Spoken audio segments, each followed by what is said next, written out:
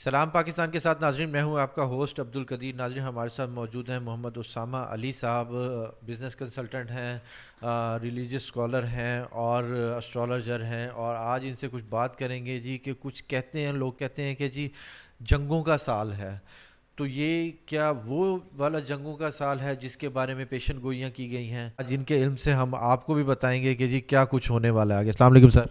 جی وعلیکم السلام. سب سے پہلے تو میں آپ کو بتاؤں کہ آپ کو علم ہونا چاہیے کیونکہ آپ کا ڈائریکٹ مسئلہ ہے یہ. کیونکہ اگر یہ جنگیں ہیں تو یا تو آپ کو اس کا پارٹ بننا ہے یا اس کا شکار ہونا ہے کسی نہ کسی طریقے سے. چلیں بہرحال بسم اللہ الرحمن الرحیم، اللہم صلی علی محمد وعلی آل محمد.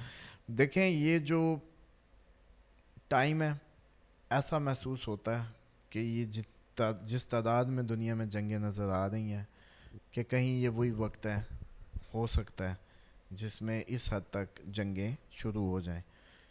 اور جو ایریا بنتا ہے وہ یہ ایریا جس میں ہم بیٹھے ہیں، یہ سب کانٹیننٹ، افغانستان، پاکستان، انڈیا اور ایران کی کچھ مطلب وہ، اگر ایک روایت بیان ہو رہی ہے عرب میں بیٹھے تو اس کا مشرق ہے ہم.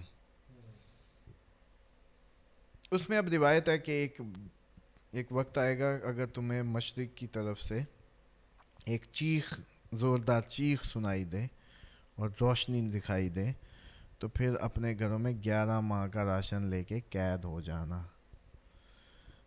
اب آپ بتائیں کہ یہ جو چیخ اور جو روشنی ہے یہ اتنی بڑی جو ہے، یہ اگر عرب میں بیٹھ کے دیکھی جائے گی تو پھر ایٹمی حملہ ہوگا نا. یہ شکل تو وہی بنتی ہے جس میں اتنی روشنی اور پھر عرب میں بیٹھا دیکھنا ہے اور انہوں نے کرنا تو آپ ہم تو اس کا ویسے ہی نوالا ہوں گے پھر انڈیا پاکستان. کیونکہ یہاں تو ہماری ہوائیں بھی آپ کو پتہ ہے جدھر جدھر ہوا جائے گی وہاں وہاں ہوگا. تو پھر اللہ معاف کرے، اصل بات تو یہ ہے کہ یہاں سے موو ہونے کی بات ہے، جمع شمع کرنے کی تو بات ہی نہیں ہے. جو لوگ اتنا اسراب جیسے مست پھر رہے ہیں کہ جی مجھے زیادہ پتہ نہیں ہے. سر ہم تو پکے ہو گئے تھے کہ لوری ہو گئے ہیں، اب کہاں جائیں گے؟ نہیں تو آپ دیکھیں نا کہ پھر اگر مشرق میں بیٹھ کے عربوں سے مخاطب ہو کے یہ روایت کہی جا رہی ہے تو پھر ادھر مشرق یہی بنتا ہے اور یہی سارا ایریا بنتا ہے. تو یہاں تو پھر اس کا مطلب ہے صرف اگر یہ جنگیں ایکسٹریم پہ جاتی ہیں تو پھر ایٹمی جنگ کا بھی خطرہ رہے گا. اب مجھے لگ رہا ہے کہ اپ کمنگ ٹائم میں بنے رہیں، الرٹ رہیں اور کڑیوں سے کڑیاں ملاتے چلے جائیں اور دیکھیں کہ یہ جنگیں کس رخ جا رہی ہیں. اگر تو اس خطہ جنگ میں چلا گیا پھر تو مجھے لگتا ہے کہ یہ پورے کا پورا ایٹمی جنگ کے دہانے پہ ہوگا. اور پھر مجھے نہیں لگتا کہ میں اب آپ لوگوں کو کیا تربیت کروں کہ جی غلہ سٹور کر لو اور اناج سٹور کر لو، آپ نے ہونا ہی نہیں ہے یہ اس ایریے نے ہونا ہی نہیں ہے. دوسرا مجھے لگتا ہے کہ ایک اور کڑی آج کہیں بات ہو رہی تھی، چلیں آپ سے ہی اس کا وہ آپ نے بات چھیڑ دی. کہتے ہیں کہ ملتان میں تھا شیطان کا جو تخت تھا، تو ملتان میں اسی لیے شاید اتنے اولیاء آ کے ڈیوٹی دیتے رہے. کیوں؟ کیونکہ انہوں نے اس جگہ پہ آ کے جو شیطان کا ہیڈ کوارٹر تھا، اسی تھیوری کے تحت پھر ملتان میں جنات کی، جو شیطانی جنات کی جو ایکسیس ملتی ہے. تو مجھے یہ لگتا ہے پھر ملتانی جو خواتین ہیں یا ملتان میں رہنے والے میاں بیوی ہیں، ان کے درمیان میں ایک تو ہارمونیس ریلیشن کا فقدان ہوگا. دوسرا میں سمجھتا ہوں کہ ان لوگوں کی جو ملتانی خواتین جدھر بھی شادی ہو کے جائیں گی تو وہاں بھی ان کے مسائل ہوں گے. اور شیطانی جو یہ سارا اگر نیٹ ورک ہے تو پھر اولیاء نے آ کے اس کو مجھے لگتا ہے کہ کم کیا، لیکن پھر بھی ڈیفینیٹلی ایک حد تک ہوا. جب اب وہ پردہ کر گئے تو دیکھیں اب وہ کس کیپیسٹی میں اپنی برکات دے رہے ہوں گے زمانے کو. لیکن مجھے یہ لگتا ہے کہ پھر اگر شیطان کا بھی تو ڈیفینیٹلی اصل جنگ تو وہ جیسے کہتے ہیں نا کہ حزب اللہ اور حزب الشیطان کی ہے، تو پھر یہ لگتا ہے کہ ملتان جو ہے وہ بھی اس کا شکار ہو سکتا ہے کہ بھئی اگر ہم نہیں تو تم بھی نہیں جیسے کائنڈ آف. اور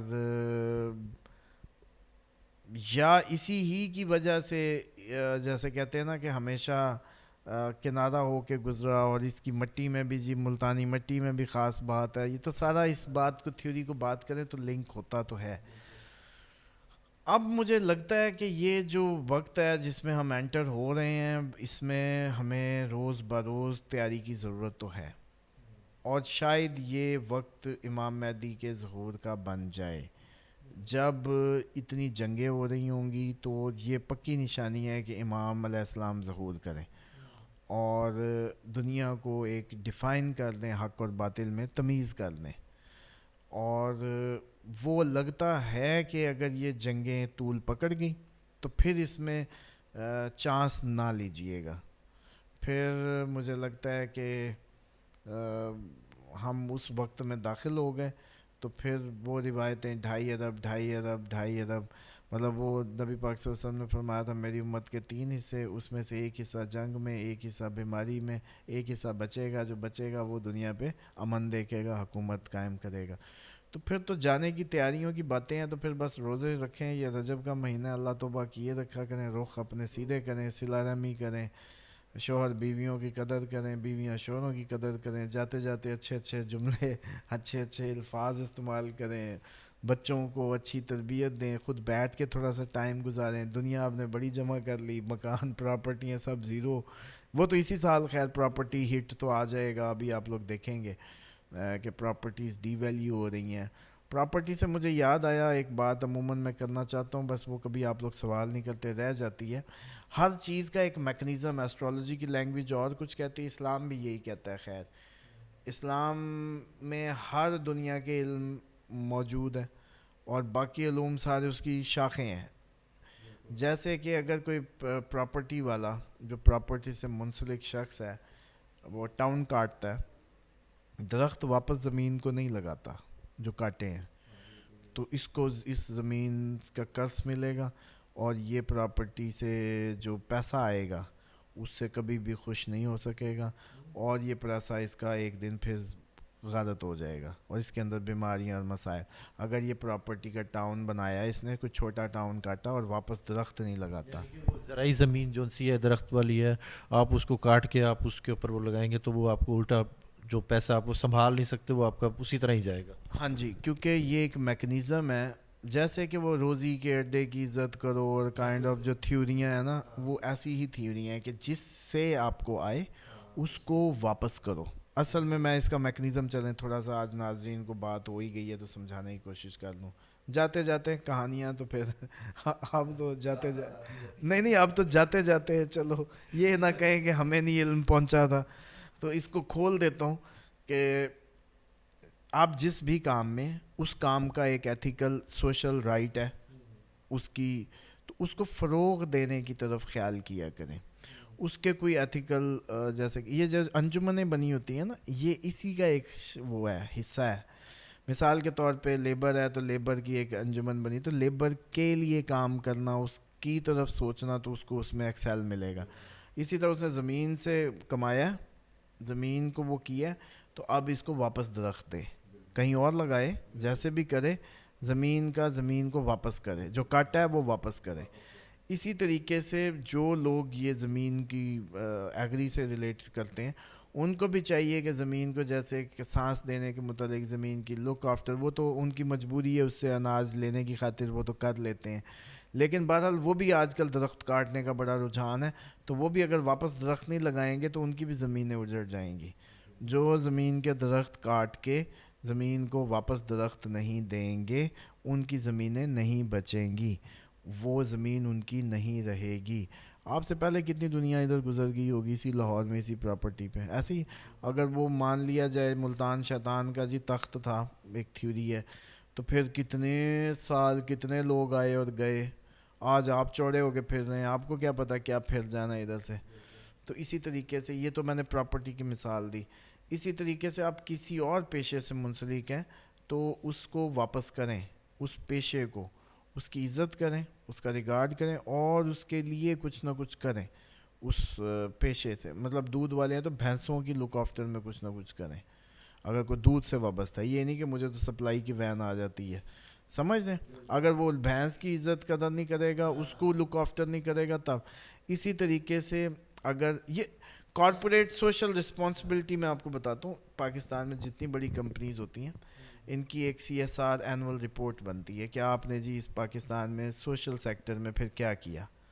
تو ان کو کوئی نہ کوئی ٹاسک دکھانا ہوتا ہے, جی ہم نے پمپ لگا کے دیا, ہم نے پینے کا پانی کے فلٹر لگا کے دیا, ہم نے جی اسکول کھول کے دیا, ہم نے یہ. بینکس بھی بڑے بڑے انٹرنیشنل جو باہر سے آتے ہیں آپ کے ملک میں, جیسے بارکلے آیا یا کوئی اور بینک, یہ آپ کا یہ اسٹینڈرڈ چارٹرڈ یا کچھ اور, یا کوئی اور بڑی کمپنیاں جو باہر سے آتی ہیں, تو وہ سوشل رسپانسبلٹی میں پوچھتے ہیں, وہ اس معاشرے کو دیتی ہیں کچھ کہ آپ تو اس سے لے رہے ہو تو اس کو کیا دے رہے ہو, اس کے پیچھے بھی یہی سینس ہے.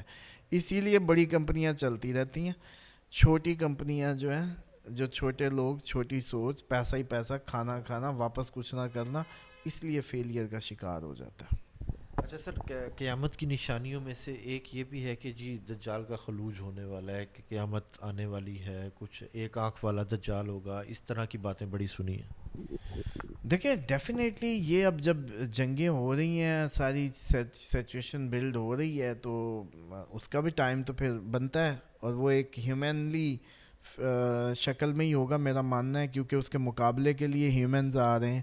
حضرت مہدی کا ظہور ہوگا اور اسی طریقے سے حضرت عیسیٰ کا ظہور ہوگا, تو یہ دونوں اگر ہیومنلی فارم میں آ رہے ہیں تو سامنے دشمن بھی ہیومنلی فارم میں ہوگا نا. یہ اہم ہی باتیں بنائی ہوئی ہیں, سسپینس ڈالے ہوئے ہیں کہ بھائی وہ کوئی نظام ہے, وہ کوئی فلاں ہے, ایک آنکھ ہے جو حیت کھینچی گئی ہے, جسم بھی ہوگا, سب کچھ ہوگا. اور نظام کی باتیں کرتے ہیں, مجھے ایسے مطلب وہ جیسے کہتے ہیں نا, میرا تو پھر دماغ گھومنے لگتا ہے. یہ 56 اسلامی ملک, بڑے بھی کوئی اسلامی اور بڑے بھی ان کے اندر کوئی جید علماء پیدا ہوئے ہیں, اور بڑی بھی جماعت اسلامی اور اسلام کے علمبردار, ہزاروں مدرسے, لاکھوں کی تعداد, اور انٹرنیشنل کورٹ آف جسٹس میں کیس لے کے گیا فلسطین کا ساؤتھ افریقہ. لعنت ہے ساری کی ساری ہماری مطلب اس پہ, اور جو سو کالڈ یہ کینچلی ہم نے بدلی ہوئی ہے کہ ہم بڑے اسلامی اور بڑے اسلامی ملک ہیں.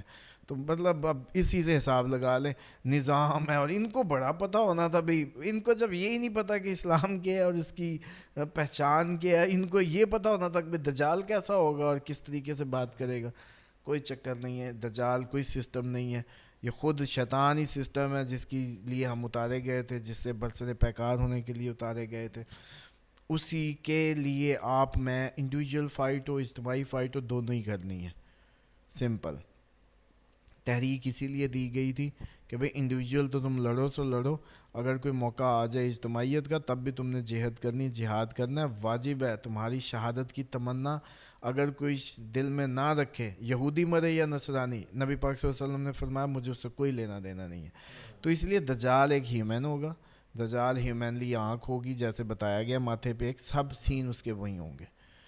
اور اس کو ایسے ہی نہ ایگزیجوریٹ کریں کہ وہ کوئی سسٹم ہے اور فلانا, جو لوگ عموماً کنفیوز رہتے ہیں وہ. اور اگر یہ جنگیں چھڑتی ہیں تو بڑے چانسز ہیں, لیکن لوگ کہتے ہیں کہ ہر صدی میں ہوتی ہے یہ جنگ, تو شاید نہیں, لیکن ہر صدی میں ایٹم بم نہیں پڑے تھے, سمجھتے ہیں. تو اتنی بڑی جو صفائی, ہاں جی, اتنی بڑی جو صفائی ہے جو نبی پاک صلی اللہ علیہ وسلم کی وہ روایت ہے, 2.5 ارب بنتا ہے, اس کو اگر 3 حصوں میں تقسیم کرو تو 7 ارب اس ٹائم دنیا کی آبادی مان لیتے ہیں ہم.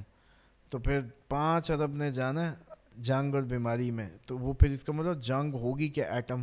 کس نے کہا تھا ایٹم بم بنا کے رکھو؟ کوئی اسلام اجازت دیتا ہے, کرسچینٹی اجازت دیتی ہے, جیوڈائزم دیتا ہے. بلکہ یہ لوگ تو میرے منہ سے سنتے ہوئے آپ کا پروگرام دیکھ رہے ہوں گے, کوئی اوورسیز بھی, ہمارے انڈیا میں بھی, بلکہ یہ ہندوؤں سے بھی سوال کریں کہ بھئی آپ لوگوں کا مذہب اجازت دیتا ہے کہ یہ ایٹم بم بنا کے رکھیں, اور اسلام جو ہمیں اسلام پتہ وہ بھی اجازت نہیں دیتا. اور کرسچنز بتائیں کہ یہ جائز ہے, یہودی بتائیں, تو پوری دنیا کو تو آپ نے اسٹیک پہ لگا دیا ایٹم بم بنا کے, سمجھ رہے ہیں. تو پھر آپ نے خاتمے کی تیاریاں تو اپنی خود ہی کی ہیں, آپ بڑے آسمان پہ چلے گئے, بڑے ڈیولپڈ کنٹریز ہیں, اور ہم ڈیولپنگ کنٹریز ہیں. ایسے پاگل بنایا ہوا تھا فضول, خود بھی شیطان کے شکنجوں میں جکڑے رہے ہیں, ہمیں بھی پاگل بناتے رہے ہیں. گھوم پھر کے بھی اتنی آپ چاند پہ جو چلے گئے, نیچے آپ نے اتنے ایٹم بم بنا دیے, کبھی بھی فائر ہوئے, ایک پاگل نے وہ بٹن دبایا, سارے پاگلوں نے بٹن دبائے, ختم کہانی. بڑی آپ نے بھی دنیا کو بلڈنگیں بنائی اور ترقیاں کی, ٹیکنالوجیاں بڑھ گئی, ٹیسلا بڑھ گیا, سارا جو سسٹم آپ کا, اور چاند پہ کاٹو جا کے اب جو ہے نا وہ ٹاؤن. یہاں تو آپ نے اپنی اوقات دکھا دی, اور یہ جو سو کالڈ ہم بڑے ترقی یافتہ. بلکہ یہ میری کویسچن جو ہے آپ کے جو سن رہے ہیں امریکن سن رہے ہوں گے, ہمارے Canadian, Australian, what's ever, you کے, یورپ کے, جہاں کے بھی, تو یہ ذرا انگلش میں ترجمہ کر کے نا ان کے اس میں لگائیں نا ذرا, آپ لوگ بھی اپنے ٹویٹرز پہ اور امریکن اس پہ ان کو پوچھیں ذرا کہ بڑے بھی آپ لوگ ڈیولپ ہوئے اور آپ نے جو ہے ترقی کی ہے, اتنے ایٹم بم بنا کے نام مراد ساری دنیا کو اسٹیک پہ لگا دیا, اور باتیں آپ لوگوں کی آسمان چھونے کی. امریکہ خود کتنے کاغذ چھاپ چکا ہے. پھر اگر کسی نے کہا کہ جی نوٹوں پہ زکوٰۃ نہیں ہوتی, ان کو سمجھ نہیں آئی تھی. آج چلے مثال کے طور پہ 2.5% زکوٰۃ مان لیں آپ, ٹھیک ہے. میں ادھر نوٹ پاکستان کے جو افغانستان کی بوری تھی نا اس وقت آپ کے 1 روپے کے برابر, وہ بوری لا کے آپ کے سامنے رکھتا ہوں, اس میں سے 2.5% آپ قبول فرمائیں. آپ میرے منہ پہ ماریں گے کہ یہ کاغذ کا ٹکڑا میں نے کیا کرنا ہے. تو کاغذ کو اس لیے نہیں مانا جاتا ویلتھ, کیونکہ یہ ڈی ویلیو ہوتا ہے. آج چاول پڑا اچھا مثال کے طور پہ آپ کے اکاؤنٹ میں پیسے رکھ دیتے ہیں ہم 2015 میں, چاول رکھ دیتے ہیں, گندم رکھ دیتے ہیں, سونا رکھ دیتے ہیں, اور ساتھ ہی اکاؤنٹ میں اتنے ہی پیسے رکھ دیتے ہیں. سب کچھ بڑھ جائے گا, پیسہ وہی کا وہی رہے گا, وہ ڈی ویلیو ہو جائے گا. پیسہ جو ہے کوئی آپ وہ شاید پیسے دیں تو آپ ہنسیں, لیکن اتنے چاول قیمتی ہو چکے ہوں گے, اتنے سونا. تو یہ تھا ایکچوئل ویلتھ, جو نظام, معاشی نظام, demand and supply on barter system. آپ نے کہا کہ یہ سارا مال رکھواؤ نا, میں رسید کاٹ کے دوں گا, جو نوٹ کا ریزرو کی فارم میں. تو وہ جو ریزرو کی فارم میں آپ نے یہ جو نوٹ ایشو کیے, پھر آپ نے بھر کے ایشو کر دیے, سونا کم پڑا, نوٹ ہی نوٹ, دنیا میں بڑی آپ نے بیوقوف بنا کے ایک ببل اس پہ لے گئے.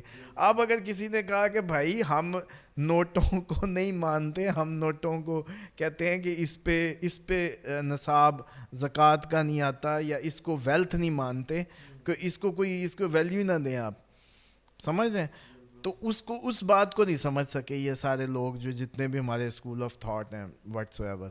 تو اب جب یہ حالات بنیں گے, نوٹ ڈی ویلیو ہو جائیں گے, پھر اس کو نصاب کون مانے گا.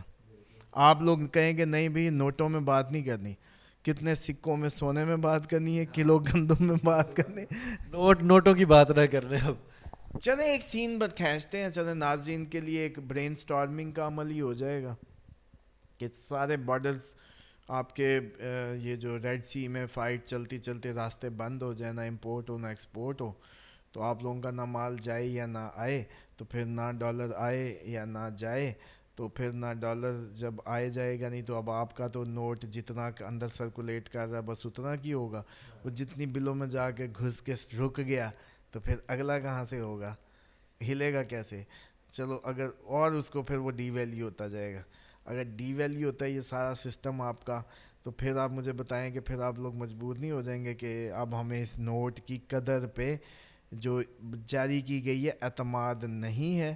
اب لہٰذا آپ ہم سے بات کریں کہ 1 کلو گندم کے بدلے میں کیا دو گے, یا 1 کلو, یہ آپ دیکھ لیجئے گا. آج یہ اس صدی کی سب سے بڑی پریڈکشن کر رہا ہوں میں, چلیں کہ اگلے آنے والے ٹائم میں یہ جملے, یہ نقشہ, یہ جو میں نے بات کی ہے, یہ آپ لوگ دیکھیں گے. بات کرنے کا مقصد صرف یہی تھا کہ جی آنے والے وقت سے آپ کو آگاہ کر سکیں, آپ کی تیاری کروا سکیں کہ آنے والا وقت کیا آنے والا ہے, پہلے ہی تیاری کر لیں کہ کیا ہوگا کیا نہیں ہوگا. بہت شکریہ سر.